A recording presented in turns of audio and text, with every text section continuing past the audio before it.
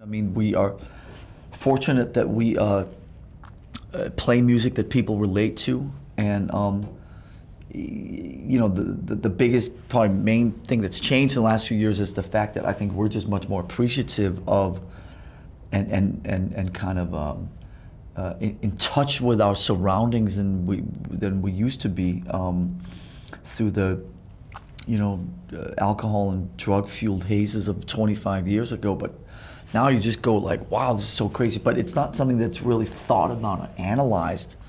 So I as I'm taking my kids to school or making them breakfast or dealing with whatever I'm dealing with at home, it's walking into 2,000 people on a black carpet in Berlin, it's kind of surreal. Do you know what I mean? It's just not something that's part of my daily life usually. Well, seeing it in IMAX is really cool because that's something that I haven't experienced yet. So that was great.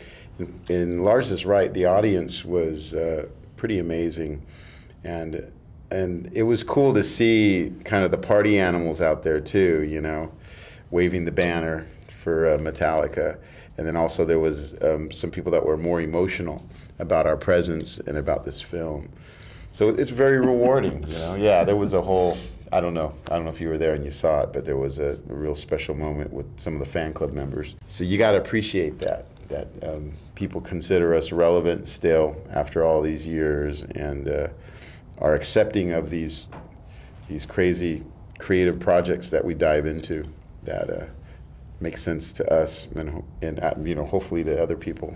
I think the challenge of it is probably the primary motivation. And I think increasingly for us, we just look for different ways of connecting with our audience and communicating Metallica to our audience. It's not limited to just making records anymore.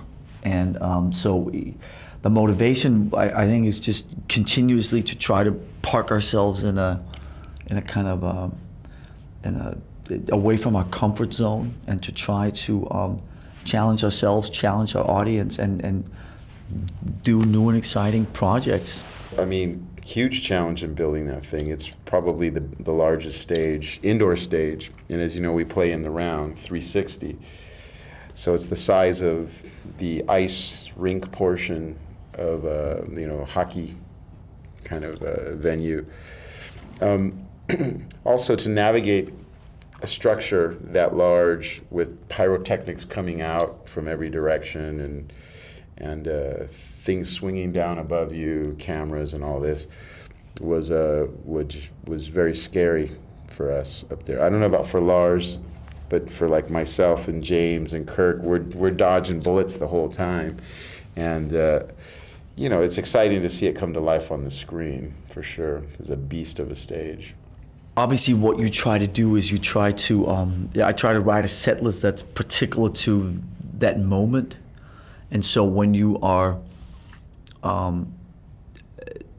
making a film and you want to, everything about this film was just about, making the best film to the film audience as possible. And so how do you get the best thing into the cinemas and so there are some songs. I'm not a big fan of the word greatest hits.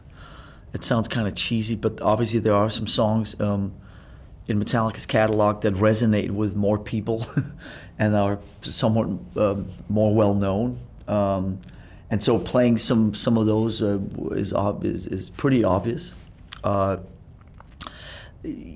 For a project of this size, it's not probably the right time to go really deep into our sort of album cuts and obscure B-sides and crazy covers and all that stuff that we do.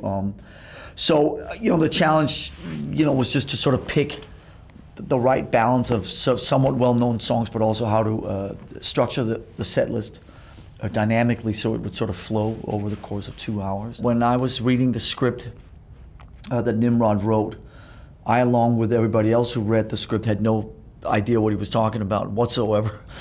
And I say that with nothing but love.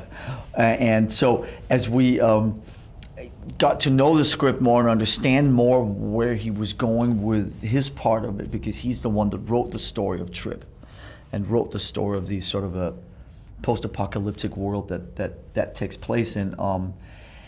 You know, if he was sitting here anywhere, he may tell you. I've never really asked him, to be honest with you. I've done a bunch of interviews with him, but I haven't asked him sort of like, what role did Metallica's music play in inspiring what he wrote? I've heard him talk about a book called The Alchemist, and I've heard him talk about that he wrote most of that at the time of the Occupy movement a 2 years ago.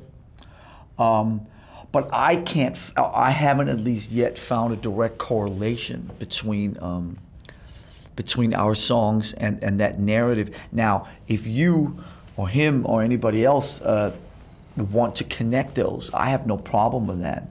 But I can't carve that out in stone for you, because that certainly wasn't intended at our end. I know one person who knows what's in that bag. That's Dane DeHaan, and I haven't asked him yet. And I'm pretty sure that if I asked him, he probably wouldn't tell me anyway. He may very well take that to his grave. But I certainly can look you in the eye and tell you that I don't know what's in the bag, because I never looked in there. For me, it's bringing the audience to the stage and hopefully embracing the energy and feeling those moments where, you know, like for instance, when James Hetfield and I are in each other's face, and there's that energy that we're feeding off of. Hopefully the audience feels that same momentum. And also, well, actually like a wild ride, kind of like a roller coaster. That's what I'd like to think that the audience gets from this experience.